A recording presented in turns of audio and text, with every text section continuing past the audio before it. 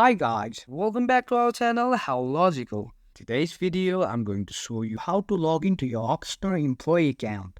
So without further ado, let's jump right into the video. Firstly, make sure that you have a stable internet connection. Once you do that, go to your default browser and search Oxnard employee login. Now, you have to scroll down a little bit until you find this login link. Just to make sure, just right here. Are you an employee? Yeah, that's the right link. Just click here. You'll be redirected to this login portal where you have to enter your username and your password. But wait, this is not the right link. As you can see, are you an employee? Login here. Link is below here. Just click here. Now there you go. You are on the right link. You just have to enter your username, your password, and log in. In case you forgot your password, you can always reset your password by clicking this link.